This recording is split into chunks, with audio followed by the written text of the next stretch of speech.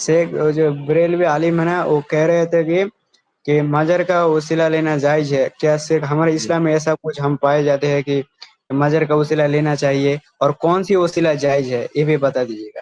دیکھیے آپ کو پتا ہے قرآن کی آیت ہے سورہ مائدہ کی آیت نمبر 35 کہ یا ایھا الذین آمنوا اتقوا اللہ وابتغوا الیہ الوسیلہ، اے ایمان والو اللہ سے ڈرو اور اللہ سے قربت کا وسیلہ اختیار کرو۔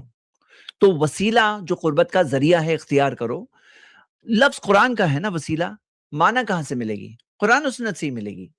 معنی اپنی طرف سے لا کے نہیں دے سکتے ہیں کہ وسیلہ کا مطلب ہے یہ مزار، ہاں یہ نہیں کہہ سکتے ہیں۔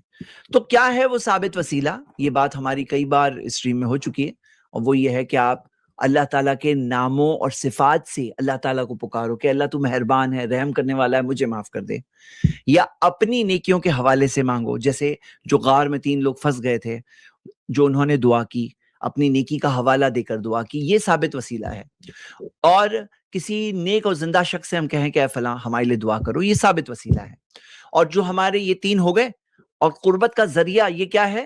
قربت کے ذریعے میں ہمارا ایمان، ہمارے اعمال، یہ اللہ کی قربت کا ذریعہ ہے، اور بندہ اللہ کے سب سے قریب آتا ہے ان چیزوں سے جو اللہ تعالیٰ نے فرض کیا، اور ان چیزوں سے اور قریب آتا ہے جو نوافل میں سے ہیں۔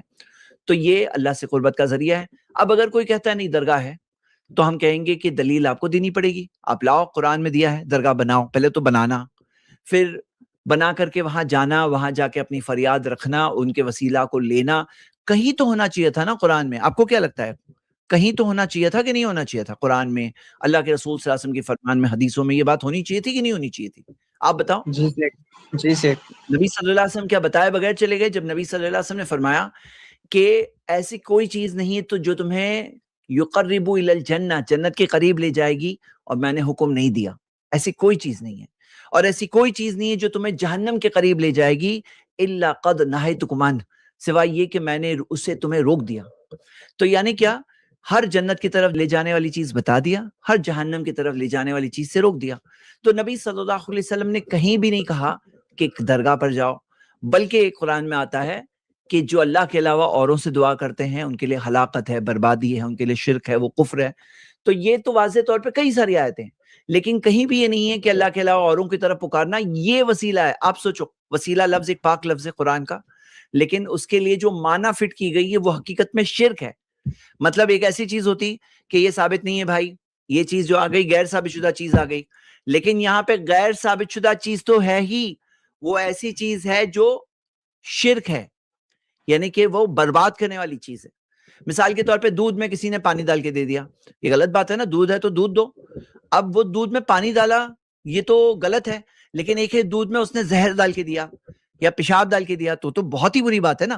تو یہاں ملاوٹ جو کر رہے ہیں وسیلہ کے نام میں، کوئی غلط چیز لے آتے وہ تو غلط ہی ہوتا، لیکن یہ لوگوں نے جو چیز وسیلہ کے نام میں مارکیٹنگ کی ہے، لوگوں میں عام کیا ہے، لوگوں میں پہنچا ہے، وہ کیا چیز ہے؟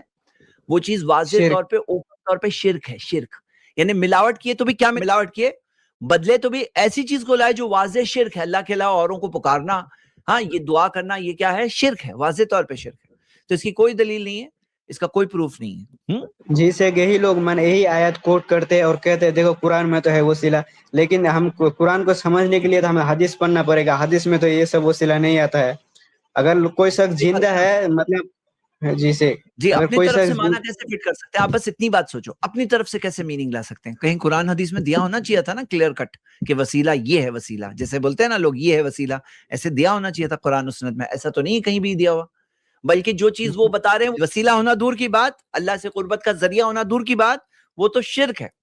جی شیخ، جی۔ ٹھیک ہے انشاءاللہ۔